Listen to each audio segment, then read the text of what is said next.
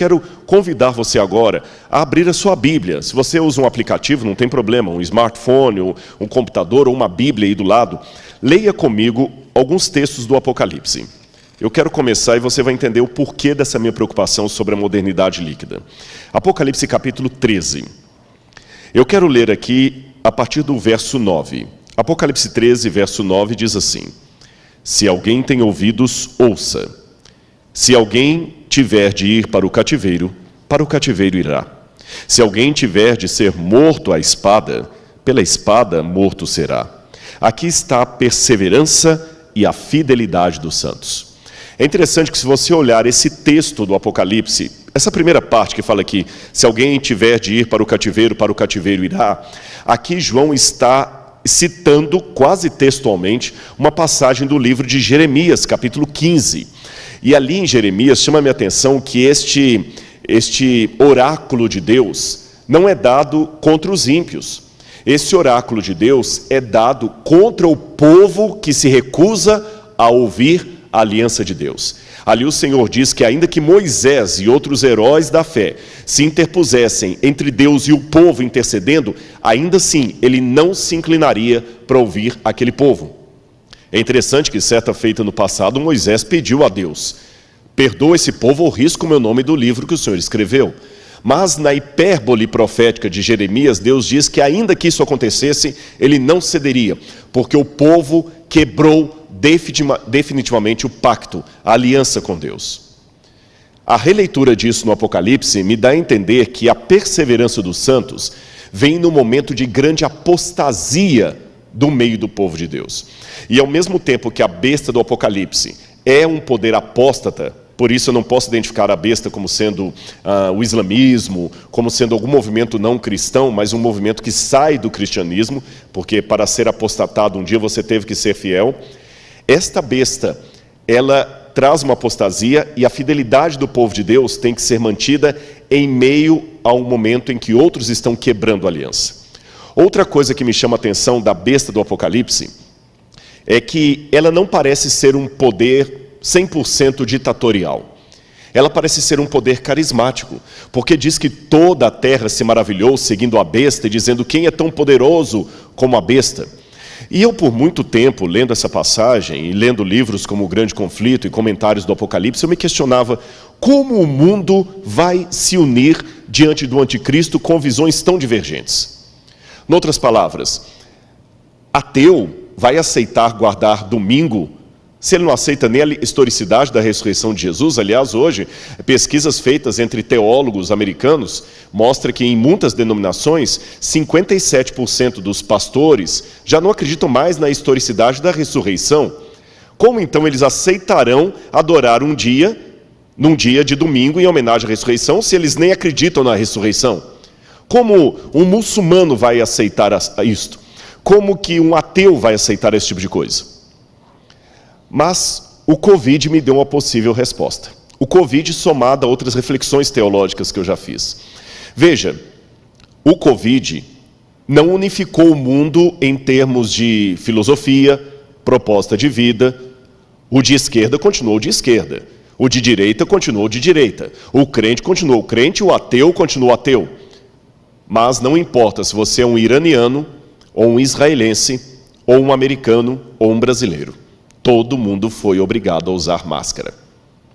De alguma forma, eu entendo que o último decreto do anticristo, ele virá após uma grave crise mundial. Eu estou cada dia mais convicto disso. Eu não vou entrar em todos os méritos da questão aqui, senão eu sairei do meu tema.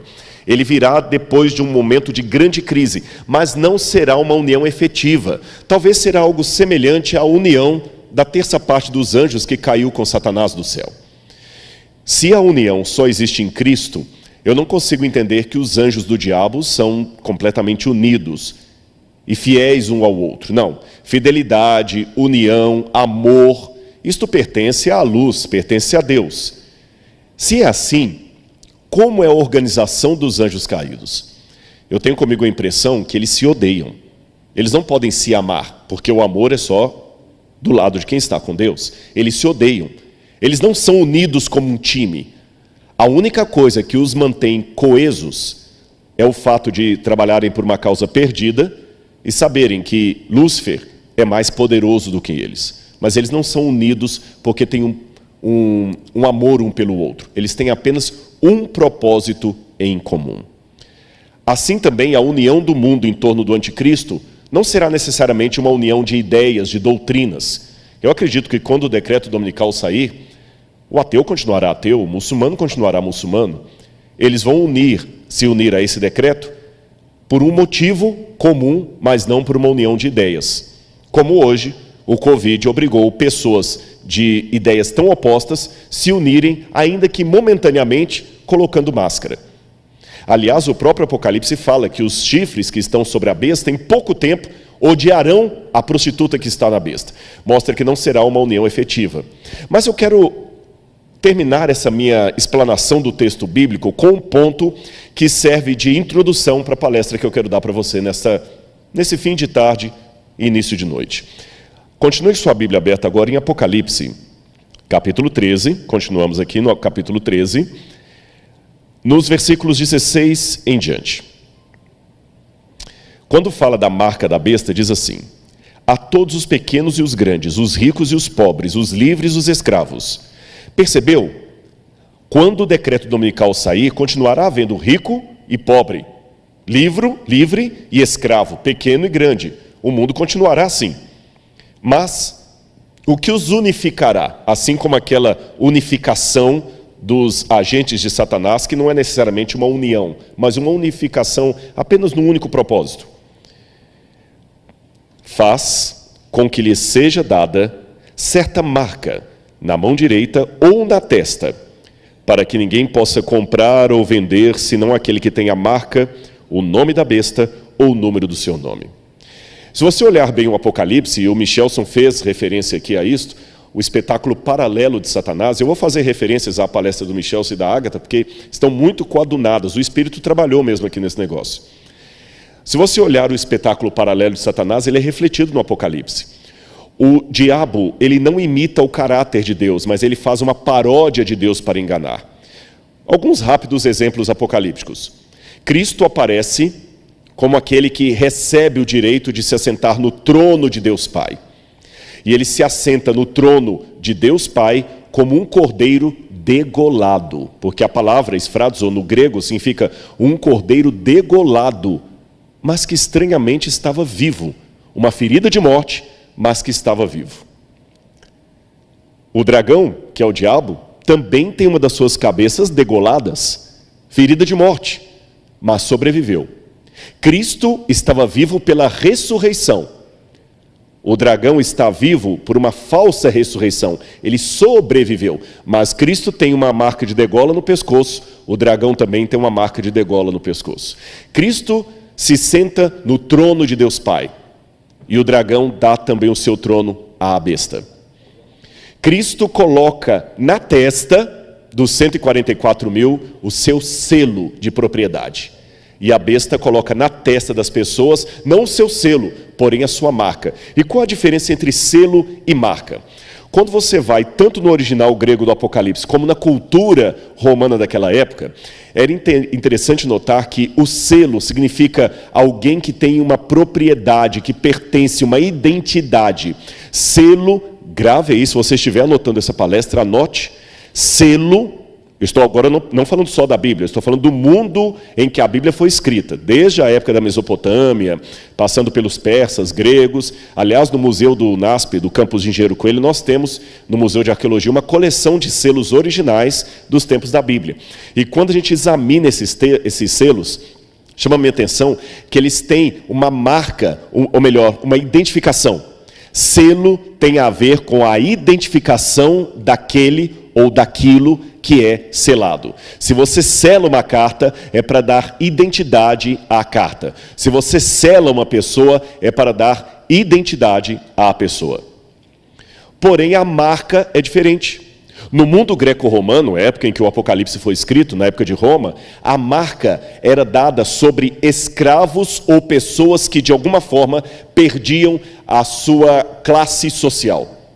Um escravo, por exemplo, ao receber uma marca na testa, poderia, por exemplo, muitas vezes escrever apenas assim, fugitivus, que significa escravo fujão.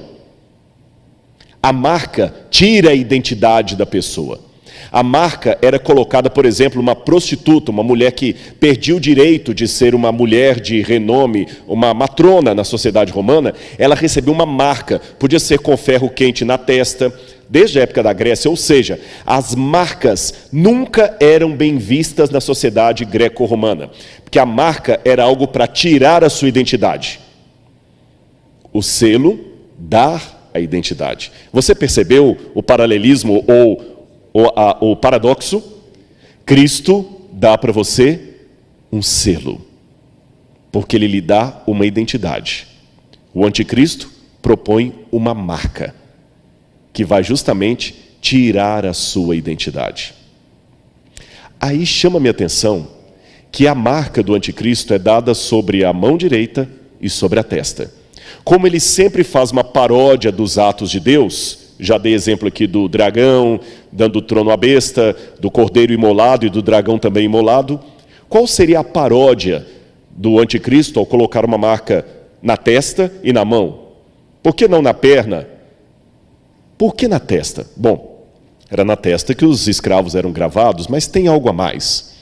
Se algum dia você tiver a oportunidade de ir a Israel, ou mesmo no YouTube, você procurar um vídeo assim, escreva lá no YouTube, Muro das Lamentações, Jerusalém, Judaísmo.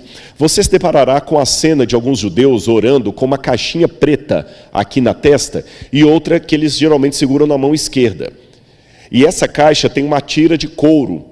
E ele, quando vai fazer a oração dele, ele coloca aquela caixinha no Muro das Lamentações e vai fazer a oração dele. Baruch haba beshem Adonai Eloheinu melech.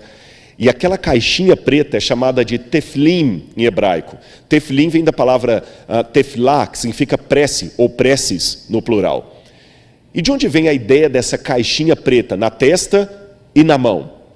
Se você depois olhar a sua Bíblia no livro de Deuteronômio, capítulo 6, verso 8, ou também em Êxodo, capítulo 13, verso 6, você vai ver que Deus mandou que os hebreus colocassem por frontal, entre os olhos, na testa e na mão, um resumo da lei. E os judeus realmente colocam naquela caixinha um resumo da lei. Eles colocam 4 textos do Antigo Testamento. Um deles é o Shema Israel. Shema Israel, Adonai Eloheinu, Adonai Echad. Ouve, ó Israel, o Senhor teu Deus é único. E se você procurar a enciclopédia judaica, por exemplo, ela vai explicar que esse fato do judeu usar uma caixinha preta na testa e na mão significa a disposição máxima da identidade judaica. Através daquilo, ele está mostrando que ele é judeu e está fiel à lei de Deus. Com esse contexto em mente, lembrando que o Apocalipse foi escrito por um judeu e por uma igreja que tinha uma parte de membros vindos do judaísmo, Deus partiu do conhecido para o desconhecido. Mostrou para João que no futuro haverá um grande desafio para o povo de Deus que tem a ver com a fidelidade aos mandamentos e a identidade do povo de Deus. A identidade. Com isto em mente, eu posso começar a minha palestra agora para você sobre, não o adventismo líquido, mas sobre os tempos líquidos em que estamos vivendo. Eu quero começar com uma parábola para você. Preste atenção nessa história que eu vou colocar. Que romance poderia haver entre um rato e um ferro de passar roupas? Eu quero contar uma parábola sobre a identidade. Essa parábola seria mais ou menos o seguinte: Jesus contava parábolas, então vou imitá-lo. Havia uma casa que tinha um ratinho muito esperto, que vivia correndo na cozinha para todo lado, driblando a vassoura da dona da casa, driblando as ratoeiras, as armadilhas, e feliz. Mas era um rato solitário, que não sabia o que era ser rato. E um dia, nas suas andanças pela casa, aquele ratinho viu que a dona da casa estava passando roupas, e ela colocou o ferro de passar roupas assim em pé. Mas o ferro estava desligado. E ele, curioso com aquele objeto, subiu, e quando ele viu o ferro colocado ali como um espelho, ele viu seu próprio reflexo ali no ferro. Como ele nunca tinha tido contato com nenhum outro rato, ele era solitário, ele olhou aquele reflexo e assustou um pouco, e depois fez oi, E o reflexo respondeu, oi. Ele levantou a patinha e o reflexo levantou a patinha. E ele pensou, puxa, eu tenho um companheiro. Será uma companheira? Eu posso ficar até melhor, não vou ser mais um rato solitário. E daqui a pouco a dona chegou e ele, vem, corre comigo. Só que o reflexo correu para um lado e ele para o outro, é óbvio. E ele ficou triste, amargando dias e dias de depressão, esperando pela ratinha dele que ele não via mais. Na semana seguinte, a dona da casa foi passar a roupa. E ele subiu e viu a namorada dele ali, já até considerava namorada. E ele ficava sentado ali, olhando para ela, conversando. Na verdade, ela só repetia o que ele falava ao mesmo tempo que ele. Mas ele não era tão exigente assim, estava cada dia mais apaixonado. Até que depois de algum tempo, ele arriscou pedir um beijinho. E quando ele foi beijá-la, queimou a boca dele. Ele saiu correndo, desesperado, falando, puxa, quem pode entender as ratinhas? Ela estava tão de bem comigo, por que ela me machucou? Era só falar que não queria o beijo. E na outra vez, ele encontrou de novo, deu outro beijo, doeu e queimou os lábios, até que um belo dia, entre idas e vindas, naquela situação e sem entender a sua companheira, ele acabou caindo numa ratoeira, coisa que nunca tinha acontecido antes. Moral da história. O fato do rato não saber quem ele era, o fez se apaixonar por um ferro de passar roupas. Mesmo sendo ilógico a imaginar que possa existir uma relação entre um ferro e um rato. Mas a falta de identidade provoca essas coisas. Há muitas pessoas que, por não saberem quem elas são, acabam se relacionando com aquilo que não faz sentido pela crença dela, pelo código de valores dela. E é esse o alerta que nós temos desses tempos líquidos. E para isso, eu vou colocar a problemática, que eu tirei desse livro aí. Esse é um livro muito interessante. Ele foi organizado por autores, muitos deles até que não são religiosos. É uma antologia de artigos. E eu peguei esta parte do capítulo Repensando a Igreja na Modernidade Líquida, de Keyes de Groot. Ele escreveu o seguinte: um aspecto está assombrando o mundo cristão. O espectro da igreja líquida. Igrejas sólidas tentam acusá-lo ou contê-lo, no entanto, um movimento está começando a aparecer. Novas manifestações de ser igreja estão tomando forma, enquanto as antigas instituições estão desgastando continuamente. Sites, festivais, publicações religiosas e encontros sugerem uma rede de crentes cristãos caracterizada por uma avaliação positiva da pós-modernidade e transcendendo as distinções entre conservadores e liberais. Esse movimento da igreja aparece sob vários nomes: igreja emergente, nova igreja, novo paradigma, igreja líquida. Eu repito, essa fonte que eu peguei aqui é uma fonte secular, não são autores piedosos, nem da Casa Publicadora Brasileira, porque, pela minha área filosófica, eu também navego ali fora para ver o que eles estão dizendo. E eu estou me surpreendendo de encontrar muita coisa que eu acredito ali. Note, se eu apenas citasse esse texto aqui para você, sem dar a fonte, você diria, isso aí é alguma coisa que a igreja escreveu que você está querendo colocar. Não, são estudiosos, em outras palavras. Você que está clamando tanto para que haja uma outra igreja, uma nova igreja adventista, e o Michelson leu de maneira muito clara aqui Ellen White, eu vou fazer parceria agora, lendo praticamente o que Ellen White falou, mas por autores que não são da igreja adventista. Ou seja, há sociólogos, há psicólogos, filósofos, estudiosos do comportamento humano que estão observando essa tendência de liquidificar a igreja sólida, em novos formatos. E eles mesmos estão levantando alerta. Eu estou lendo um livro muito interessante agora, também não terminei de ler ainda, que é escrito até por ateus, dois ateus, um de Harvard, outro de Yale, que falam justamente sobre a pós-modernidade e o que eles estão percebendo, como é que essa pós-modernidade está emburrecendo as pessoas. Mas sobre isso eu falarei numa outra oportunidade. Agora, para a fundamentação teórica, que eu quero me valer de um autor muito famoso e muito conhecido, que você talvez já esbarrou no nome dele por aí. Eu vou colocar na tela quem é esse autor. O nome dele, Zygmunt Bauman. Você já está aparecendo para você. Zygmunt Bauman.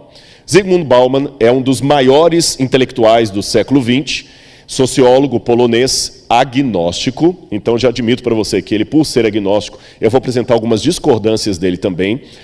E ele que cunhou essa ideia de modernidade líquida.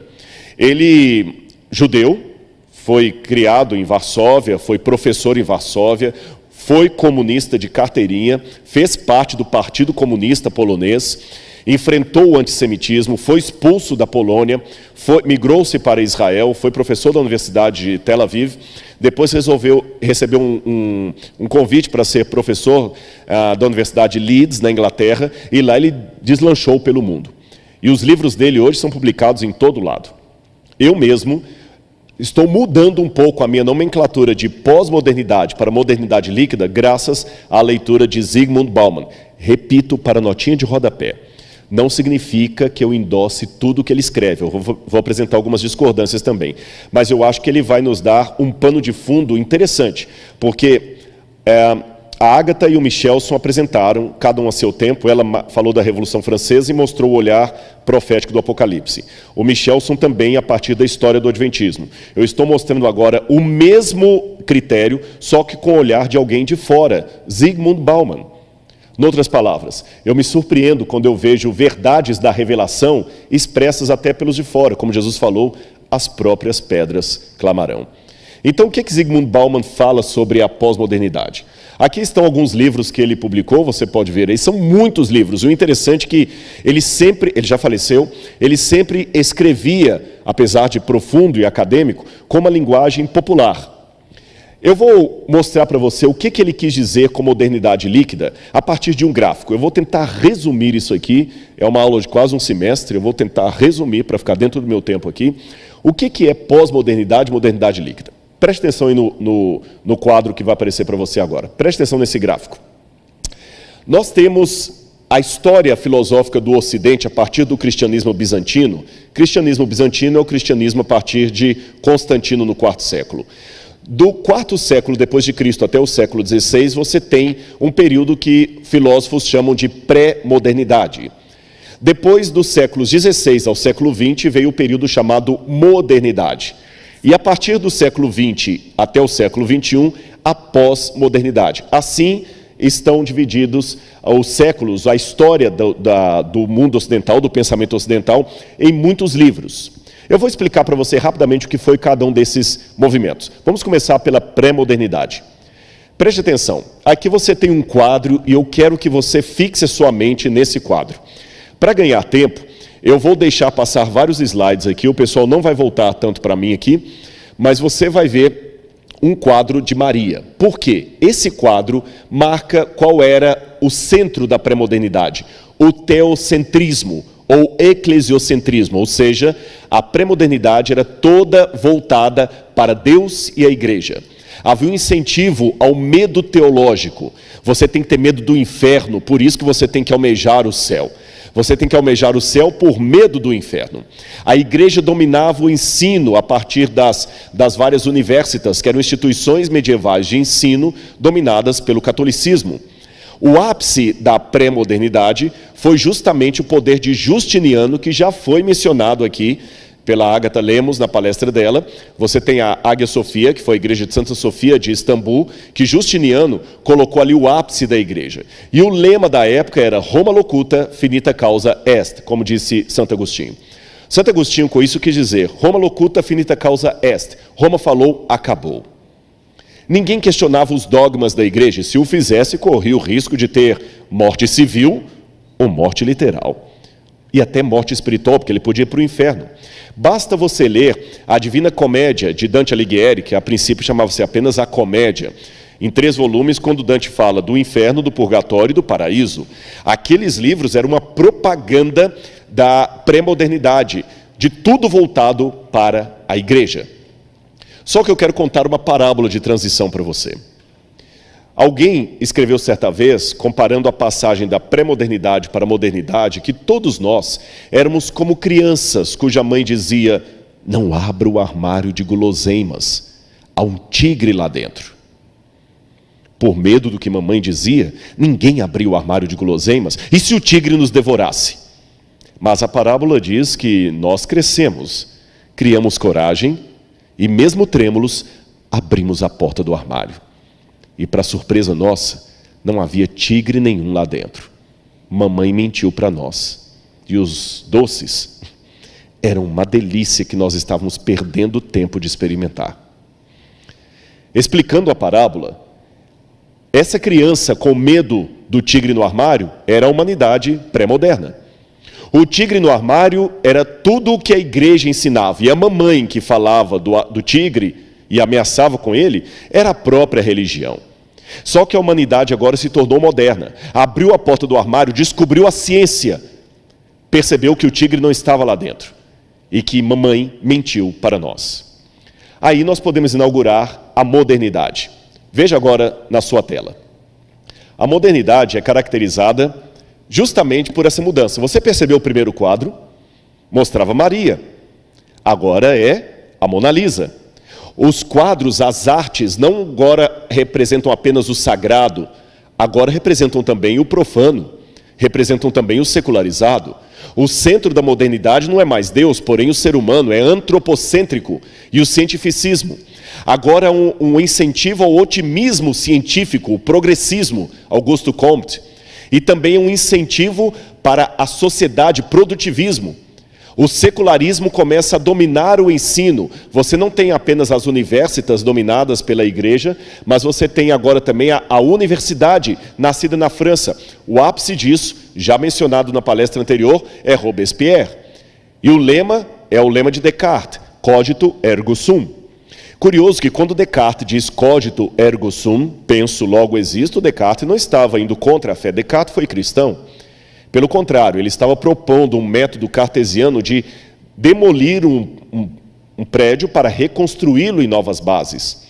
Porém, a proposta que se seguiu depois do raciocínio cartesiano foi justamente de anular a fé e tudo mais. E o que está no coração de tudo isso? A Revolução Francesa. Robespierre, que foi mencionado pela jornalista Agatha Lemos aqui, e que eu menciono, ele propôs, a princípio, pautas muito próprias. Você que está preocupado, por que a igreja não é mais agressiva sobre as pautas? A igreja é. Por favor, a igreja é. Mas estude a Revolução Francesa. E se você não viu a palestra, a primeira palestra da Ágata, por favor, veja. Leia sobre a Revolução Francesa. Eu conheço Versalhes, eu conheço Paris. Quando você vai ao Palácio Versalhes, que você vê a pompa que Luís XVI ficava, e a situação do povo, e Maria Antonieta gastando, e o povo passando fome, você entende. As pautas sociais da Revolução Francesa são corretíssimas. Igualdade, fraternidade, liberdade. O problema é que pautas corretas com método errado dão desgastes. Já dizia Burton, quem não aprende com a história está fadado a repeti-la. A minha preocupação com aqueles que estão brigando tanto, por que a igreja não é agressiva com as pautas sociais, é porque eles certamente não conhecem a história da Revolução Francesa. Porque se conhecessem a história da Revolução Francesa, não brigariam tanto com a igreja, não exigiriam tanto da igreja que repita o método de Robespierre. Apenas para dizer para você, Robespierre depois começou a guilhotinar todo mundo e ele mesmo foi vítima da própria guilhotina que ele tanto sancionou. No final das contas, a França virou um buraco. Nós devemos, sim, ter as pautas sociais como parte da nossa plataforma, mas não do modo revolucionário como querem os iluminados filhotes da Revolução Francesa. Sim, porque a Revolução Francesa deixou seus filhos e filhotes, até hoje. Eu vejo muitas pessoas repetindo os mesmos lemas de Robespierre e de todos os outros iluminados que derrubaram a Bastilha. O cristianismo vai falar das pautas sociais através da ação. Eu achei interessante que, há pouco tempo eu fui atacado na internet como sendo um homem que não tem respeito pelo direito dos negros, mesmo sendo negro, nem das mulheres, por causa de um post que eu pus que agrediu alguns. Deixe-me dizer a você duas coisas. Acusar a igreja de ser de direita é não conhecer a teologia da igreja. Foi bem colocado pelo Michelson Borges aqui, a igreja adventista não é oficialmente nem de direita nem de esquerda. Aliás, essa questão de direita e esquerda foi uma coisa criada pela Revolução Francesa. Foi justamente quando todos estavam reunidos ali no parlamento, alguns a favor do rei, outros contra o rei, os mais nobres e os menos nobres, que as pessoas começavam no parlamento francês a sentar do lado direito e do lado esquerdo. Foi a partir dessa forma de se assentar no parlamento francês, não proposital, aleatória, que criou-se a ideia de política de direita e de esquerda. Ou seja, isso é apenas uma tradição, meu irmão. Se você acha que a igreja agora tem que ser de direita ou de esquerda, você nem entende o que é direita ou esquerda ou o papel do cristianismo. O nosso papel é do evangelho. E eu vou falar com você aqui sem nenhuma propaganda própria. Eu já tive que enfrentar 2 vezes homem armado que estava praticando violência doméstica. Eu não sei dar um soco, nunca fiz artes marciais. E hoje, embora eu seja um pouquinho mais gordo pelo tempo, na época eu pesava meus 50 e poucos quilos. E por 2 situações, durante meu ministério, eu enfrentei um sujeito armado. Um diziam que estava armado, eu não sei, o outro tinha certeza que tinha uma arma, para ajudar uma mulher que estava em apuros. Então, desculpe-me, eu não sou o defensor das mulheres só de internet. Não é com Twitter que você mostra que você realmente é um defensor da causa das mulheres. É tendo a coragem de enfrentar um homem com arma. E o que eu estou falando de mim é a reprodução de muitos pastores que batizaram mulher, mesmo o marido falando que se batizasse ele a igreja ia matar o pastor e a mulher. Eu tenho vários colegas que tiveram essa coragem. Então, desculpe-me, quando falar de causa das mulheres, veja o que nós estamos fazendo. Nós não somos apenas defensores de Twitter. Por isso, a igreja não é apenas igreja de Twitter, é de ação. Nós não vamos repetir o erro da Revolução Francesa. Bom, você viu a modernidade. Só que essa modernidade, que achou que ia resolver os problemas do mundo através do racionalismo, não se deu bem. Olha aí o que vai aparecer para você. A pós-modernidade. Olha o quadro que marca a pós-modernidade. Se o primeiro era Maria, mas você identificava que era Maria, o segundo era Mona Lisa, olha agora a arte. O abstrato. Olha como a mulher é retratada. Nenhuma mulher tem aquele corpo, aquela perna, falta de proporcionalidade. O centro agora é o niilismo. O que é o niilismo? O niilismo é justamente a falta de centro, o nada. O nada. A modernidade, a pós-modernidade, ela começa justamente por uma ideia de perda de valores, perda de certezas. A ciência que todo mundo achava que ia ser a salvadora da pátria, não foi. E óbvio que não seria, porque tudo que nós colocamos no lugar de Jesus termina em fracasso. E o próprio Friedrich Nietzsche, quando declarou Deus morreu, eu não sou nietzscheano, mas eu sei pensar de Nietzsche aquilo que eu concordo e aquilo que eu discordo. Nietzsche acabou fazendo às vezes de um profeta dos tempos modernos, porque o próprio Nietzsche falou, Deus morreu. E quando ele coloca o louco clamando pelas ruas, Deus morreu, quem nos livrará dessa culpa? E Nietzsche fala que da morte de Deus ia surgir o Übermensch, como dizem em alemão, Übermensch, que eles traduzem por super-homem, mas não é bem super-homem. O Über, em alemão, é o ultra, aquilo que está acima. Mas o próprio Nietzsche admitiu que, embora ele visse como coisa boa a morte de Deus, que na morte de Deus muita gente ia morrer junto. Esta é a pós-modernidade. E a prova maior que ela realmente se acentuou é que, pouco tempo depois da morte de Nietzsche, Nietzsche morre em 1900 ou 1901, se eu não me engano, pouco tempo depois você tem a Primeira e Segunda Guerra Mundial, e todo aquele endeusamento da ciência começou a cair por terra. Se na pré-modernidade diziam Deus existe, na modernidade diziam Deus não existe, na pós-modernidade eu não sei. O lema agora não é cogito ergo sum, não, o lema agora é que o meu amor seja eterno enquanto dure. Se é eterno, não pode ser enquanto dure. Você percebeu como são paradoxos esses tempos? Você percebeu como é nulo? Eu vou contar outra parábola para você entender a passagem da modernidade para a pós-modernidade. Imagine que todos nós estávamos andando numa carruagem, e os cavalos andando. Mas todo mundo dentro da carruagem está chateado com o cocheiro. Essa carruagem balança muito, ele não passa por pradarias agradáveis. Se eu estivesse lá em cima eu faria melhor. Até que dentro da carruagem todo mundo toma uma decisão. Vamos jogar esse colcheiro no chão? Vamos tomar conta da carruagem? Nós conseguimos guiá-la melhor. E nós, dentro da carruagem, a humanidade, fizemos isso. Alguns subiram ali, os mais fortes, e a gente só escutou os socos e o corpo do colcheiro caindo, rolando. E lá de cima todos gritaram: viva, a carruagem é nossa, eba, eu também quero andar um pouquinho, eu também, todo mundo vai poder guiar, agora está sob a nossa direção. Só que daqui a pouco, os que estão lá em cima, com as rédeas na mão, gritam assim: escuta, alguém aí dentro já guiou a carruagem? A gente pensou que você sabia, não, a gente só tinha que tirar o colcheiro, eu também não sabia.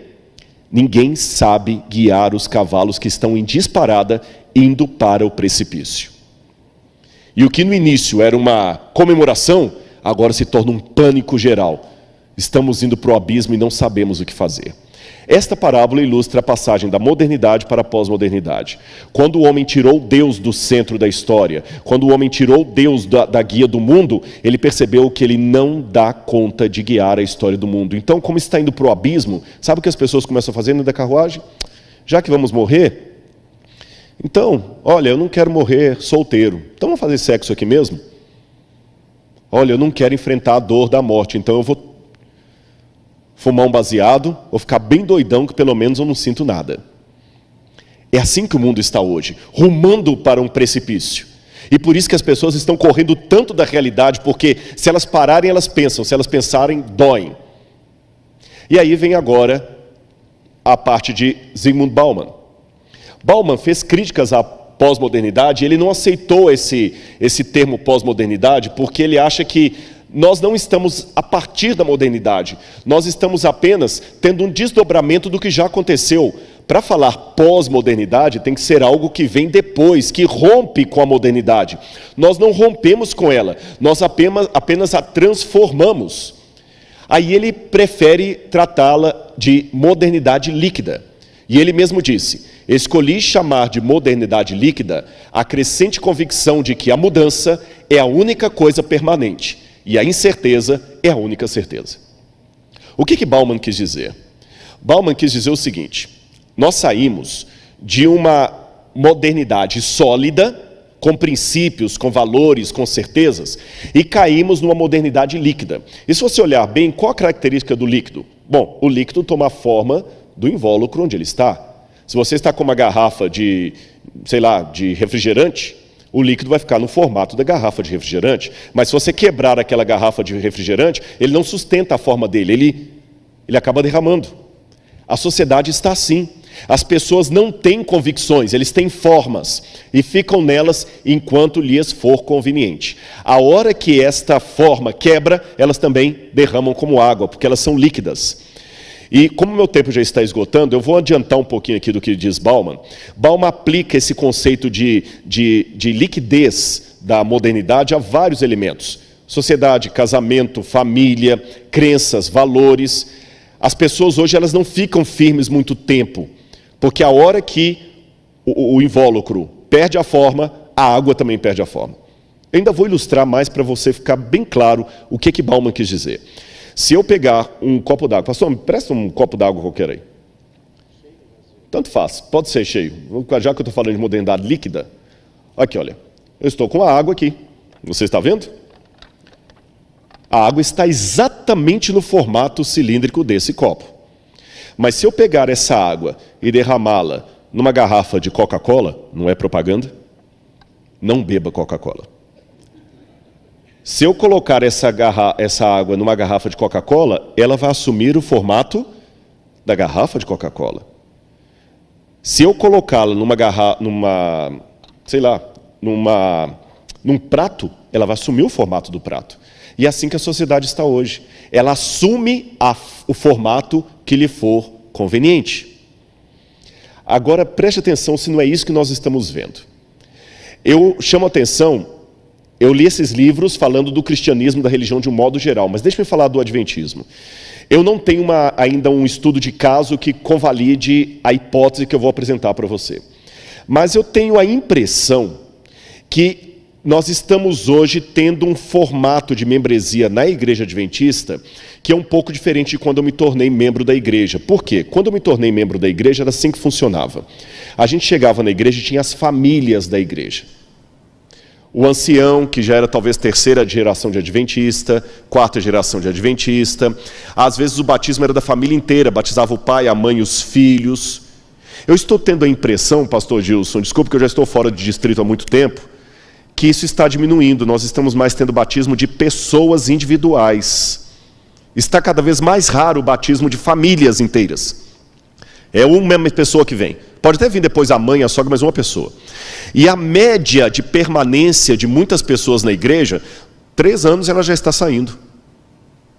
Não está mais ficando 20, 30 anos. Modernidade líquida. Percebeu? As pessoas agora ficam por conveniência. Elas não se sentem mais, o padrão de conversão no passado era assim. O sujeito estava aqui, preste atenção, ele estava aqui, toda sexta-feira ele ia jogar sinuca com os colegas no barzinho e tomar cerveja. Só que agora ele se converteu para uma igreja. Quando ele se converteu, ele passa por um processo de desassocialização. Porque os colegas de bar começam a fazer chacota dele, bullying. O Zé agora é crente, agora ele só usa terno. Ele não, só vestiu terno para tirar foto para o exército, agora ele usa terno. E ele passa na porta do boteco lá com a Bíblia debaixo do braço, com a família, e pega o ônibus, vai para a igreja, eles debocham. Alguns até o excluem do grupo. Uma vez inserido na comunidade religiosa, esse Zé que eu mencionei, ele muda a linguagem dele, ele passa agora a ter cargo na igreja. O filho passa a namorar a filha de um outro irmão da igreja, eles agora se tornam consogros. O menino entra para o desbravador, começa a cantar as músicas da igreja, ele muda o corte de cabelo dele, ele muda as roupas dele, ele agora é um membro da igreja. Até o linguajar muda. Bom, esse que eu descrevi foi o processo de conversão que eu costumava ver há 20, 30 anos atrás. Hoje está havendo uma nova modalidade de evangelismo. As pessoas querem vir para a igreja, mas elas não querem ser incomodadas nos hábitos dela. Ela não quer mudar o jeito de vestir. Ela não quer mudar o jeito de falar. Ela não quer vir à igreja para ser uma serva da mensagem e do Deus dessa mensagem. Ela quer vir à igreja como um cliente assume a conta de um banco. E cliente sempre tem razão. Ele não devolve o dízimo, ele paga cotas de mensalidade. E o dia que a música não o agradar, que o pastor não o agradar, ele muda de igreja como se muda de banco. Cristianismo líquido. Perceberam? Eu não concordo com tudo de Bauman. Eu vou mostrar para vocês um ponto que eu discordo de Bauman. Vou até antecipar aqui um pouquinho. Antes por favor, coloca na tela isso aí. Eu estou adiantando a minha palestra por causa do tempo, mas isso aqui eu quero chamar a atenção porque o Michelson mencionou isso. Eu confesso, Michelson, que eu já li o Capital, mas eu não li o Manifesto Comunista completo. Eu li umas partes dele. Mas eu me surpreendi quando Bauman diz o seguinte, e ele foi educado no movimento comunista polonês. Ele observa que já no Manifesto Comunista havia um prenúncio da modernidade líquida. Um prenúncio que sublinhou que tudo o que é permanente deve ser liquidado. Excessivamente estática, a sociedade coagulada precisa ser diluída e a realidade precisa ser liberada do jugo de sua própria história. Vou ler mais uma passagem do Bauman. Está no livro Modernidade Líquida, página 7. Olha a intenção comunista. Isso pode ser feito apenas derretendo sólidos, isto é, por definição, dissolvendo tudo o que persiste ao longo do tempo, que é negligente na sua passagem ou imune ao seu fluxo. Essa intenção, chamada por sua vez de profanação do sagrado, para repudiar e destronar o passado, em um primeiro lugar, a tradição, a saber, o sedimento e o resíduo do passado no presente. Portanto, exigia o esmagamento da proteção, da armadura forjada de crenças e lealdades que permitiam aos sólidos resistir à liquefação. Em outras palavras, Bauman, comunista, agnóstico, Ele não é evangelista da TV Novo Tempo, nem distrital da Paulista Sul. Bauman falou que a modernidade líquida estava dentro dos planos já expostos no Manifesto Comunista, que sabiam que a única forma de implantar um comunismo que ia colocar o marxismo em todo mundo era tornar líquidos os sólidos, profanar o sagrado.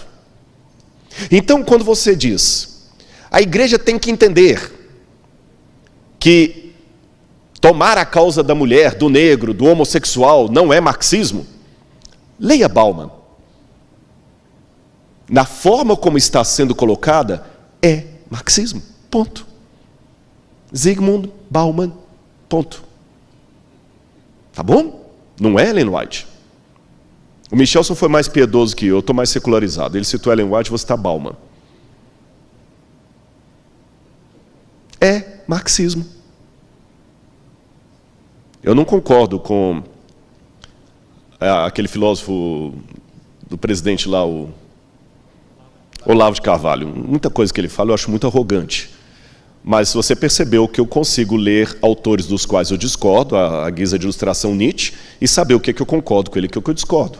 Eu discordo de Olavo de Carvalho em muitos pontos. Mas a expressão marxismo cultural, ela tem fundamentação teórica, sim senhor.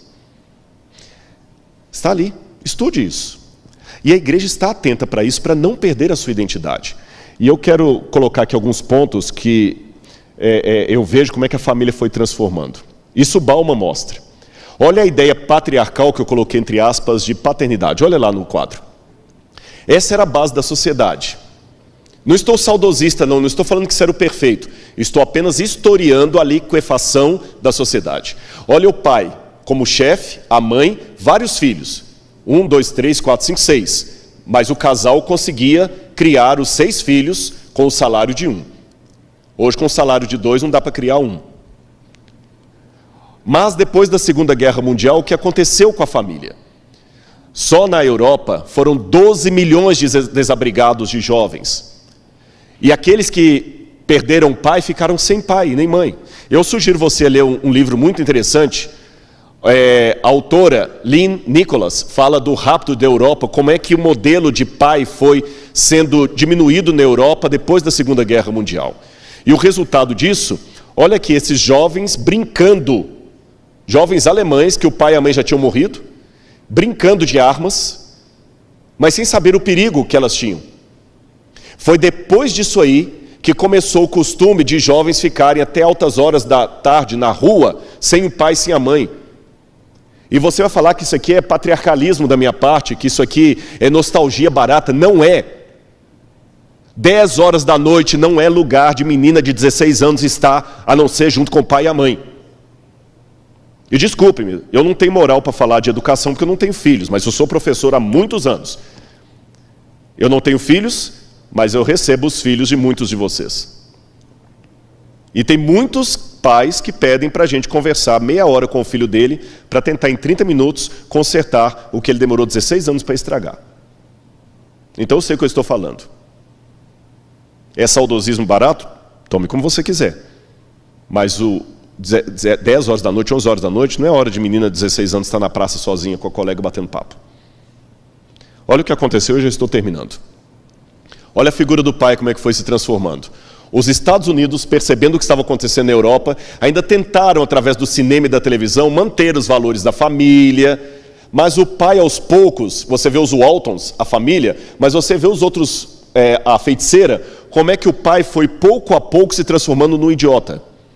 A figura do pai foi cada vez se imbecilizando. Olha os desenhos, os Jetsons, o George era um idiota. A família Buscapé, o pai, o Zé, era um idiota. Os Flintstones, Fred Flintstone, era um idiota. Nós temos a versão moderna aí, os Simpsons, The Family Guy, onde não só o pai é um idiota, mas a mãe também é uma idiota. Os pais foram substituídos por super-heróis Marvel e DC Comics. E não era à toa que a cor de muitos dos uniformes era da bandeira americana. Ou seja, nós fomos aos poucos perdendo toda a nossa referência. E aqui vai os desafios para a igreja adventista. Primeiro, a modernidade líquida, meus irmãos, perdeu a noção de metanarrativa. Isso Bauman fala. Eles não falam mais de projeto para a vida, e isso é muito sério, porque nós trabalhamos com metanarrativa. O framework do nosso campo doutrinário é o santuário e o grande conflito. Se eu tirar da Igreja Adventista a doutrina do santuário e o tema do grande conflito, nós perdemos o nosso papel.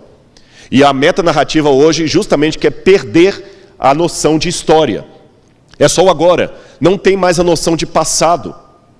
A história linear foi trocada pela história presente. Você não vê mais muitos pregadores falando de Apocalipse 13, Apocalipse, Daniel 2, fora evangelistas. Esses sermões estão desaparecendo das igrejas. É melhor falar de autoajuda, é melhor falar de tendências modernas, é melhor ser um pastor descolado do que um pastor profético.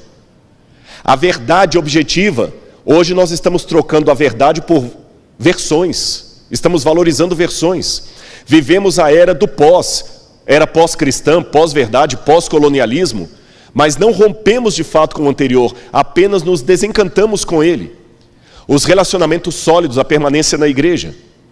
E para terminar, eu quero dizer para você aqui uma coisa, eu queria chamar o quarteto para cantar para mim aqui. Eu teria mais coisas para falar, mas eu quero ser fiel com o tempo aqui a outros palestrantes.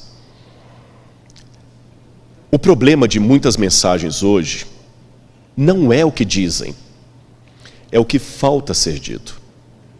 Semana passada eu publiquei um vídeo no meu canal, no YouTube, onde eu falei do perigo das verdades pela metade. Se o nutricionista diz para um pré-diabético, coma doce apenas nos finais de semana, olhe o perigo de ler isso apenas pela metade. Ele dirá, o nutricionista disse, coma doces. A verdade completa é, coma doces apenas no final de semana. Repito, o problema de muitas mensagens hoje não está no que elas dizem, mas no que falta ser dito. E muitas pautas sociais, por mais válidas que sejam, quando elas ocupam o lugar que não lhes compete, elas se tornam heresia. Sabe por quê? Eu vou dizer a você, heresia é um lado da verdade que ficou louco. O que é a heresia do legalismo? É a heresia que enfatiza tanto a fidelidade aos mandamentos, que é uma verdade, mas esquecendo-se da graça. É uma heresia. O que é a heresia do ebionismo? Uma heresia que enfatiza tanto a humanidade de Cristo, e ele de fato se tornou homem, que nega a divindade dele. Perceberam? Heresia é um lado da verdade que ficou louco, ou um lado da verdade que tomou o lugar que não lhe pertencia. Causas sociais são verdade, no local correto. E para que nós cantemos de maneira espiritual aqui, eu quero dizer para vocês uma coisa. Eu vou só trocar de microfone, porque o outro já está aqui, está ali já. Uma coisa que eu aprendi aqui, vamos só trocar isso.